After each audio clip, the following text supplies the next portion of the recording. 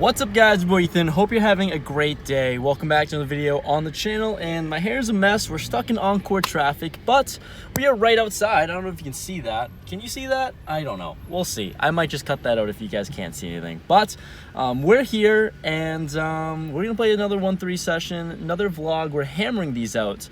So as you're watching this right now, according to my upload schedule, I will be in New York, in Long Island, for a week. So I'm curious, one, please, if you guys know of any poker, if anyone is from there and plays poker, watches my channel somehow, is there any poker there, like at all? Because I'm gonna be doing my best. I'm gonna be at Long Island for work for a week, and I want to mix in some poker because you just kind of have to. I'm a huge degenerate, but regardless, like I know that there's no poker in the city besides like two clubs or whatever, private clubs, and I really need to know if there's any action or poker to be played there because it's gonna be a whole week. Like, what am I gonna do? I'm gonna post like a PKC online video, I guess, and no one watches that, so I don't really know. In terms of content, I want to know what I want to post, but we're gonna play some 1-3, get into some interesting hands because we always get into some interesting spots. Played that 4-5 of clubs hand a couple days ago, and yeah, that was fun. That was really fun. So let's see if we can mix things up. Maybe not. We'll just run good. Hopefully for some run goods, we'll play good, and we'll increase our bankroll. That's the point. Let's get into these hands, guys. The first hand that we will go over, I am under the gun with pocket eights, max buy-in of 300 in front of me, and I open up to $15. The early position player ends up 3-betting to $30, a min 3-bet. Interesting spot. Gonna give you some history about this player. I'd say he's like a new, fairly active player, and I think he's doing this really light sometimes because the legit hand right before I called clock on this individual player, simply because, well, one, I never really call clock. I think it's like poor etiquette, but this time it was ridiculous. It was a $65 bet on the river, and he tanked for about 5 minutes long, 5 straight whole minutes of tanking, quote unquote. He was talking to like the massage girl for half the time for literally 2 minutes during his tank, and he was just shooting the shit. Dealer was not happy about it. No one else at the table was happy about it. Someone had to do something. So after 5 minutes, I gave him 5 minutes of tanking, of him just kind of talking to the massage girl, not really involved with the hand. And so had to call clock on him. He wasn't really happy about it. So, I mean, weird enough, the very next hand that he's going to 3-bet me, or min 3-bet me, I think he's doing this light. So it folds all the way back to me, and I just flat here, pocket eights, pretty static. So let's go to a flop of King 5-9, 2 diamonds out there. I check, and he bets $30. Not believing him. If I'm going to call with pocket eights, there's definitely some draws out there, so I'm just going to flat. Turn is a 7, so gives me a little bit more outs with the gutter ball here as well if I'm behind. I check. He fires a bet of $70. If I'm going to call 30 on that flop, I'm going to have to call 70 when I get a little bit more equity, so I call as well. The river is the 8 of diamonds, so we river a set. There's 4 to a straight. I don't put any 6s in his 3-betting range. I think he's 3-betting light, but he's not going to 3-bet with a 6 in his hand. And also the diamonds get there, so really weird spots. I just decide to check here. I think I should have bet because I know he's going to call very wide. So I decide to check, allowing him to bluff at it, and he checks it back. He shows pocket queens, and we suck out with a good old 6-outer, and we take it down. So had the wrong read, but I guess I got there, and he's definitely, if he wasn't happy with me before, he's definitely not happy now after I river him.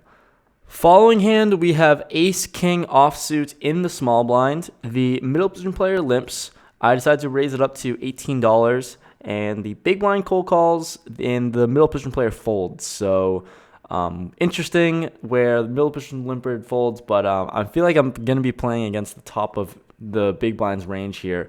So let's go heads up to a flop of king deuce 4, 2 diamonds out there. I'm going to c-bet $25. He decides to raise it up to $60, and he only has about like 125-ish behind, so pretty easy spot here with top. He's pretty short, so I'm just going to rip it all in. I jam about 185 effective. He thinks for a little bit and quickly makes the call. So let's go to a run out and showdown of a 5 and a 7 non-diamonds. Pretty good run out for me. I show and I scoop it up. Next hand here, I have Ace King offsuit in the cutoff. This is going to be a running theme throughout this video, so hope you're ready for it. Early position player limps. I decide to raise it up to $15, and we get a call from this button and the small blind. The limper folds. So let's go 3 ways in middle position here to a flop of Jack 10-6, 2 spades. Small blind checks to me. Not really I can do here. I'm just going to check. And the button bets $22. Interesting sizing because he just decided to throw the extra $2 out there, not just go with 20. But the small blind tanks for a minute or so. He's the same player that I had pocket 8s with, and he had queens. So pretty new-ish player I'd describe him as. And he calls, though. He tank calls, and with 2 overs and a gutter, I'm going to have to call as well, priced in here. So let's go 3 ways to a turn, which is another jack of clubs. Action checks, ends up checking all the way around. I think that obviously no one has a jack here, and it's interesting. So I think I can definitely bluff on a river. But when the river's at 8 of hearts, small blind leads for $25, really small. I think I can definitely bluff him off all the time here. Given his tank call on the flop, there's no way he has a jack, and there's very slim chance he has a 10, honestly. So I think he has like something like pocket 7s or something like that. So I raise it up to $75. Button gets out of the way and folds, and he quickly makes the call thinking he's beat. He shows. So I show, then he shows, and he thinks he's beat, but he takes it down with Queen 8 of clubs. I don't know how he made that call. I don't know why he called when he thought he was beat, but that is just how things go sometimes. You can guess the hand here. We're in middle position, Ace King again, and the one limper to me, the player to my right raises the $15. Ace King in position of the pre-flop raiser. I 3-bet to $50. Folds all the way back to him. He ends up 4-betting to $150, and he's only leaving 100 behind. Ace King here. Let's play the variance game. Let's flip a coin, and let's run it. So I decide to just 5-bet jam about $250 effective. He quickly makes the calls, and there's so little behind, and let's just run out the board. The board comes 2, 5, 6, all clubs. I do a little club check, and sure enough, we have the king clubs, which is nice. The turn is a 10. The river is a 9 of clubs. He shows pocket queens without a club, and we take it down with ace king here. Love to see that run out, I guess, and we'll take it down with ace king. Following hand, we're under the gun with king 10 offsuit. I decide to mix things up and just open limp. I am never a fan of open limping. I think a lot of people don't too. I think that's just the standardly just a terrible play, but I wanted to play king 10, so I didn't really want to raise either. So I open limped, and there's 6 limpers all the way to the big blind, who raises it up to $20. Haven't seen her really play much, so she's got to be near the top of her range, especially to raise in this spot with so many players in. She raises the $20. I think I should fold here, but I just call, and there's 2 other callers as well. So let's go 4 ways to a flop of king 5 deuce rainbow. Really dry, top pair, shitty kicker. When the big blind leads out for $35, it's really small, 35 into like 90 plus. I'm going to peel one here, not thinking I'm ahead too often. Probably not going to fold to any turn bet because I think whoever double barrels on this board, it just has me outkicked clearly. So I flat and everyone else folds. Let's go heads up to a turn, which is a 7 of hearts. And she bets $75. Not going to be feeling great about this. I think I'm just beat all the time, like I said, for all those reasons. So I fold my king face up. Just wanted to show that I can make fold sometimes. And she shows me ace king, so nice hand to her. And we make a decent fold. I think it's an easy fold, but it's a decent fold for me, all right? Give me some credit. Next hand, we are back to the good old AK in early position, and on the gun +1 opens up to $10. Action onto me, I 3-bet to $35. Player to my left tank calls, and on the gun +1 calls, so wasn't expecting a cold call, especially to the player to my left. So let's go 3 ways to a flop of queen 10-7 rainbow. Action checks to me, and just got to c-bet this board. I mean, I know I have nothing, and I have a gutter, 2 overs, I guess, but really just want to take it down because my 3-betting range, I think I can take advantage of my table ish on this table. So I see bet $60. It's big enough sizing to get a bunch of folds, and that's what they both do. They both think and fold. So we'll take it down there. Happy to take down the dead money. Following hand, we have ace-4 of spades in the button. Weird, right? I know, we don't have ace-king. So hijack opens up to $10. The player to my right calls.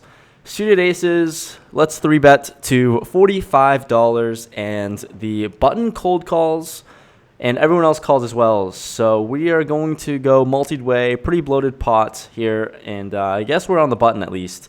So let's go 4 ways to a flop of ace, deuce, 6, 2 diamonds out there, and a heart. And action quickly checks all the way to me. I think for a long time, and honestly, like, I'm not good here like almost ever, but definitely wanted to just protect some of my equity that I have against, I guess, flush draws, and that's really it. I do have an ace, and I do feel good about it. I think I can check a lot of the time here, but I decided to go for a really small sizing to get value out of worse. Whatever that's worse, which is like just diamond draws, and yeah, that's it. I ended up choosing a sizing to $75. Action is back onto the big blind. He thinks and jams. So really quickly here that I am not good in this spot. I already knew I wasn't really good a lot of the time, but I am totally not good when he jams here. Jams for a total of $309. Folds all the way back to me. I Hollywood and pretend like I have a tough decision to make, because sometimes, you know, I'm going to have ace-king, ace-queen here, but super easy lay down here. Nice hand to John. Shout out to you. He showed me pocket sixes, so he was more than good. He was not even close to being bad in that spot. So nice hand to you. The last hand we'll go over, we have pocket kings and under the gun +1. I open up to $15, and the cutoff calls and the big blind calls as well. So let's go 3 ways to this flop of deuce, deuce, 5. Really good board. Action checks to me. I mean, like, I'm nutted here. I'm going to c-bet $30. I think at least one of them. I saw the cutoff. He's been playing fairly tight, and I think he's got a pretty static range when he does call my raises. I'm going to target, like, lower over pairs, like the 7s through jacks of the world. So I c-bet $30, and both players call, which is interesting. You know, I wanted to ISO and just go heads up, but I guess we can still go 3 ways to a turn, which is the 4 of spades. Board super connected, adds the backdoor flush draw. Really not going to be too afraid of anything weird, I guess. Like, I have kings. I'm good here a lot of the time. Like, straights don't make any sense. So big blind checks to me. I'm going to size up. I mean, I've been c-betting a lot, and obviously you see from my vlogs that I c-bet with air a ton. So, I mean, I'm going to have to c-bet with my strong hands too and just continue here. So I bet $85. The cutoff makes the call, and the big blind gets out of the way. So let's go heads up. I want to see a safe board, safe river that I can triple barrel on here. River is a 3 of spades. Oh, wow, that's just really bad. That's a really bad card. I don't think I'm beat here ever. I don't think he really has like random ace X's, but still, just not the card. I really don't get any action. It just killed all the action. So it goes check, check. I show. He shows that he had pocket 9s. So shout out to you, Curtis. Nice playing with you. Unfortunate that that river came, but saved you some money.